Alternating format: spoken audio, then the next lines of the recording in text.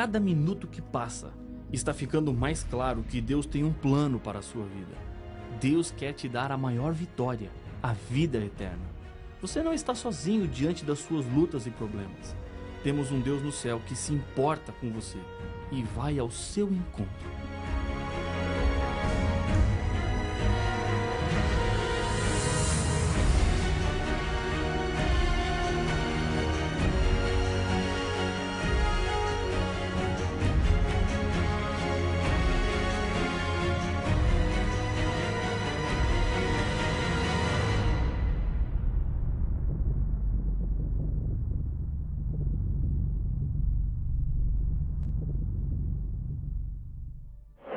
No livro do Apocalipse, encontramos várias vezes a referência ao número 7.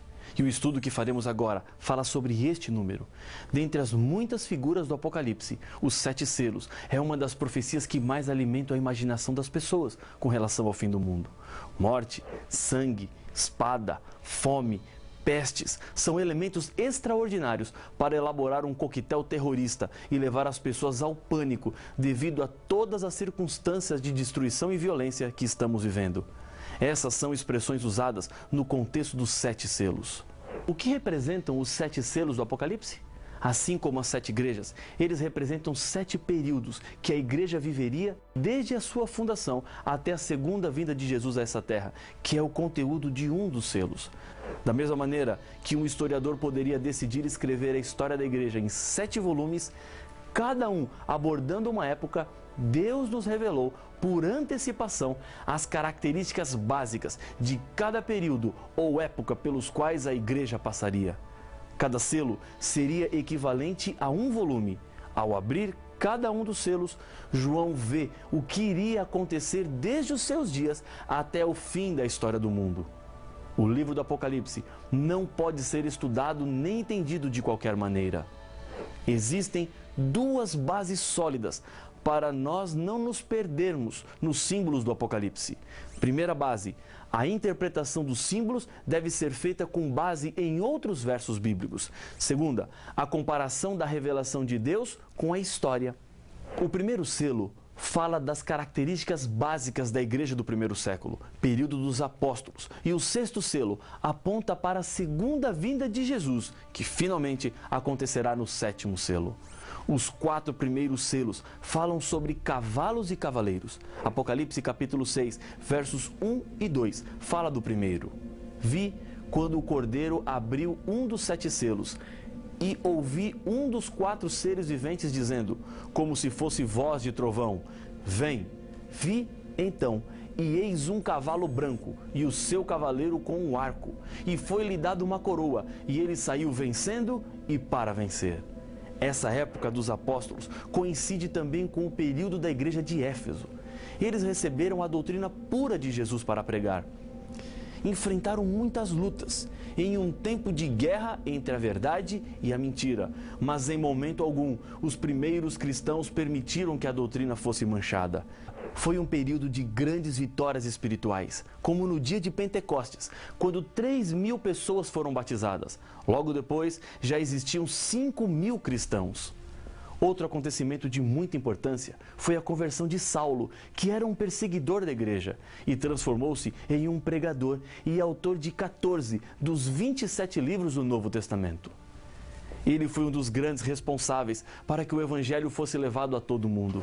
Essa era a pregação na época do cavalo branco, e essa doutrina pura de Jesus é aquela que está estampada em toda a Bíblia. A Bíblia é quem nos apresenta a verdade. Uma pergunta que talvez você já tenha se feito é: se a Bíblia é uma só, por que existem tantas religiões? A resposta é simples. Existe muita opinião pessoal quando o assunto é a verdade bíblica, mas essas opiniões não podem ficar acima daquilo que a Bíblia diz. Precisamos voltar ao tempo do cavalo branco, quando apenas a verdade era pregada, sem interesses pessoais ou questões políticas por trás, motivando no que é e o que a igreja deveria ou não deveria acreditar. O segundo selo marca um período diferente. Quando abriu o segundo selo, ouvi o segundo ser vivente dizendo: vem. E saiu o outro cavalo, vermelho, e ao seu cavaleiro foi-lhe dado tirar a paz da terra para que os homens se matassem uns aos outros. Também lhe foi dada uma grande espada. Apocalipse, capítulo 6, versos 3 e 4. A cor vermelha e os símbolos deste selo falam sobre o derramamento de sangue. Esse foi um período marcado pelas perseguições do Império Romano contra os cristãos, que preferiam morrer a ter que renunciar à fidelidade a Deus e à sua palavra. Este selo começa com a morte do último discípulo, João, no final do século I e vai até o ano 313, quando o imperador Constantino assina em Milão o Edito de Tolerância. Esse é o mesmo período que corresponde à igreja de Esmirna. Logo em seguida, vem o terceiro cavaleiro, diz o Apocalipse. Quando abriu o terceiro selo, ouvi o terceiro ser vivente dizendo: vem. Então vi, e eis um cavalo preto e o seu cavaleiro, com uma balança na mão. E ouvi uma como que voz no meio dos 4 seres viventes, dizendo: uma medida de trigo por 1 denário, 3 medidas de cevada por 1 denário, e não danifiques o azeite e o vinho. Apocalipse capítulo 6, versos 5 e 6. A igreja que enfrentou lutas para manter a pureza de suas doutrinas e que viu ser derramado o sangue de muitos fiéis por não renunciarem à fidelidade, agora é representada pelo preto, o oposto do branco. O preto representa aqui as trevas, por causa do pecado e do afastamento das verdades de Deus. A igreja, que era pura, contaminou-se com uma montanha de tradições e costumes dos pagãos. Com a queda do Império Romano, a figura dos imperadores desapareceu. E com isso, surge a figura do bispo de Roma como detentor de poder político, espiritual e social. O período do cavalo preto marca o tempo que vai até o início da Idade Média. Todas essas mudanças estavam previstas na Bíblia. Paulo profetizou sobre um tempo em que as doutrinas seriam mudadas. E que, dentre vós mesmos, se levantarão homens falando coisas pervertidas para arrastar os discípulos atrás deles. Atos capítulo 20 e o verso 30. A balança na mão do cavaleiro representa o espírito de comércio e materialismo que entraria na igreja. 1 denário era o salário de um dia de trabalho, com o qual se comprariam apenas 654 gramas de trigo ou menos de 2 quilos, 1962 gramas de cevada. Isso é o símbolo de grande escassez da palavra de Deus, proibida nesse tempo, que produziu fome espiritual entre as pessoas. Muitas doutrinas bíblicas foram deixadas de lado e entraram no seu lugar. Doutrinas que eram dos pagãos, que adoravam ao Deus Sol e não ao Deus verdadeiro. Nesta época, Constantino emite a lei dominical, mais antiga que se conhece. Ele instituiu por decreto o domingo como dia do Senhor, ao invés do sábado bíblico. Poucos fiéis se mantiveram respeitando a verdade bíblica. O azeite representa o Espírito Santo e o vinho representa o sangue de Jesus Cristo derramado pelos pecadores. A esses foi dada uma ordem para que não fossem danificados. Em todos os tempos e em todas as eras, Deus sempre teve seus filhos que não se corromperam e nem abandonaram a verdade. O quarto selo apresenta o quarto cavalo e seu cavaleiro. Quando o cordeiro abriu o quarto selo, ouvi a voz do quarto ser vivente dizendo: vem. E olhei, e eis um cavalo amarelo, e o seu cavaleiro, sendo esse chamado Morte, e o inferno o estava seguindo, e foi-lhes dada autoridade sobre a 4ª parte da terra para matar a espada, pela fome, com a mortandade e por meio das feras da terra. Apocalipse capítulo 6, versos 7 e 8. Hades, aqui traduzido por inferno, quer dizer na verdade sepultura. A visão do cavalo amarelo simboliza o período do qual se consumou a degradação da igreja cristã. Essa degradação teve início no período simbolizado pelo cavalo vermelho, acentuou-se com o cavalo preto e tornou-se terrível com o cavalo amarelo. O período histórico corresponde do ano 538, com o decreto de Justiniano, até 1517, o começo da Reforma.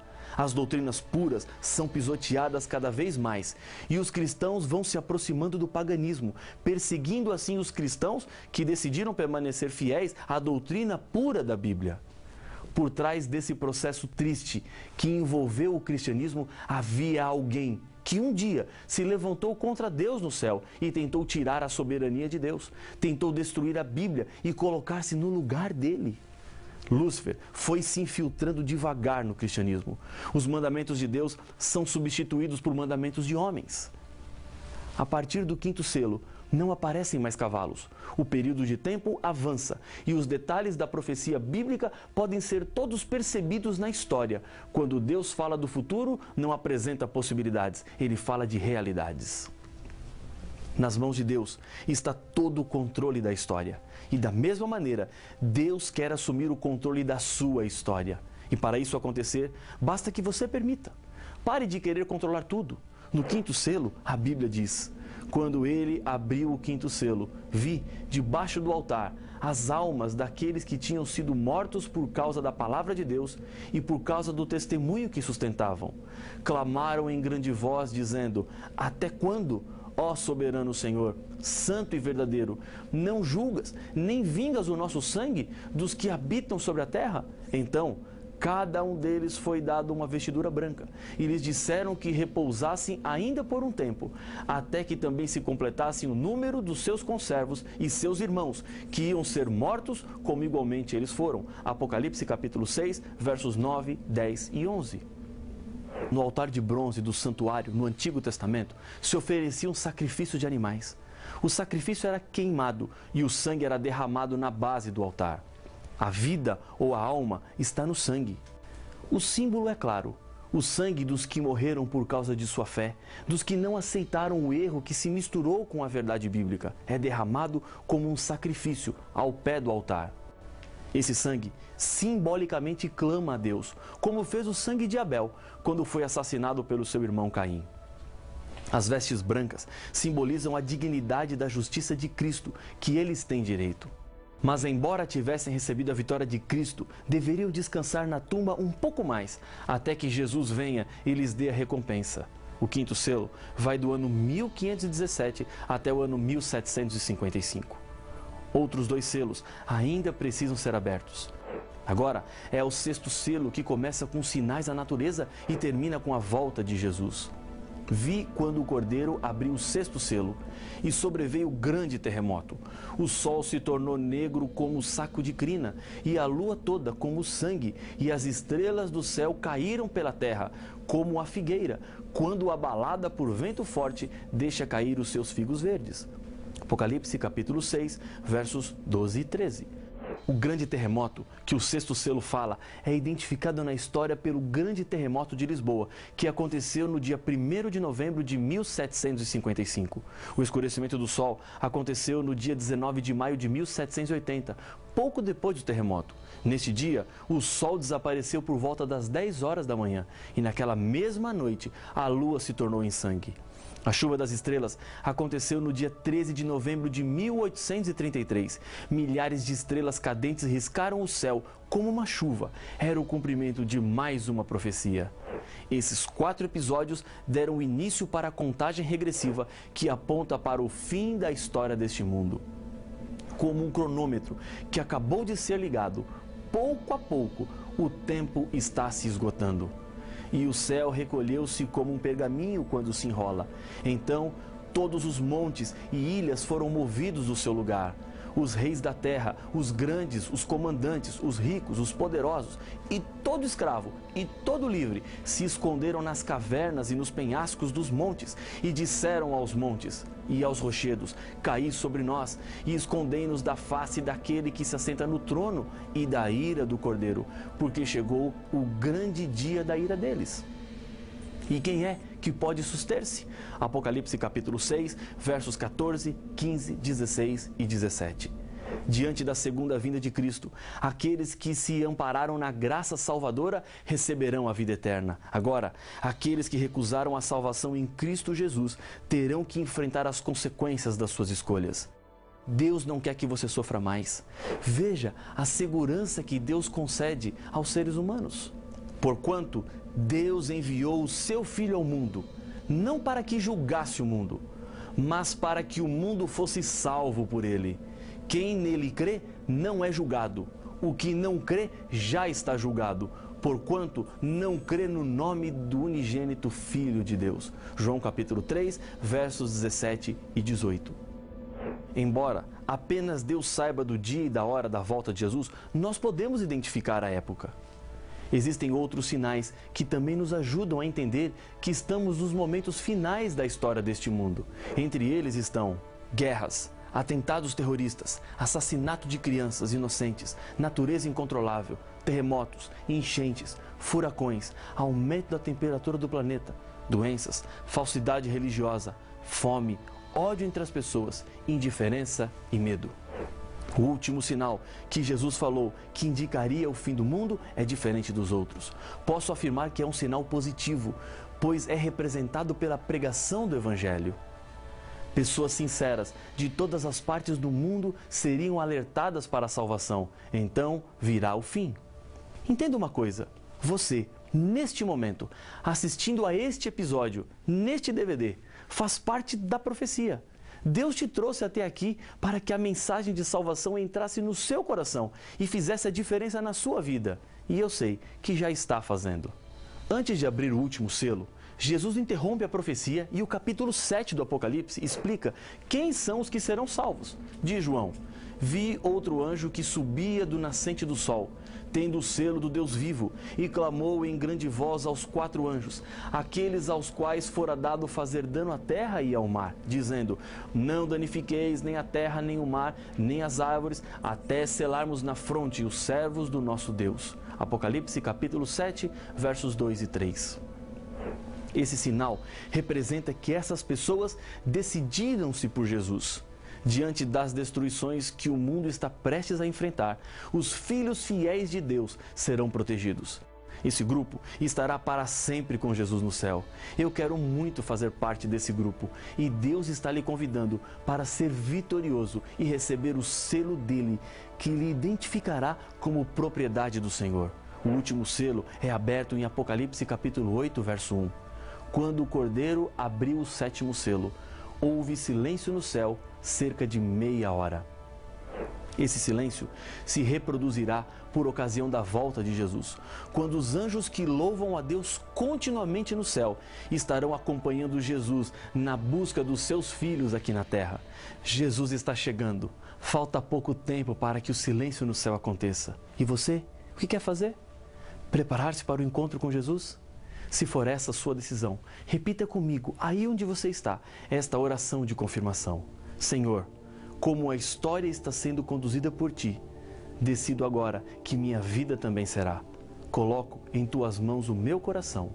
No momento da Tua volta, quero estar pronto para estar contigo para sempre no céu. Em nome de Jesus. Amém. O 7º selo descreve o silêncio que acontecerá no céu quando Jesus e os seus anjos vierem à terra para buscar os salvos. Os anjos estão segurando ventos que farão com que a terra fique completamente envolvida pela maldade humana, que se manifestará de diversas maneiras. Mas afinal, qual o significado do 7º selo? E por que o silêncio de anjos e do próprio Deus quando este for aberto? O que acontecerá quando o 7º selo for aberto? Para saber as respostas, não perca o próximo episódio de Apocalipse, o fim revelado.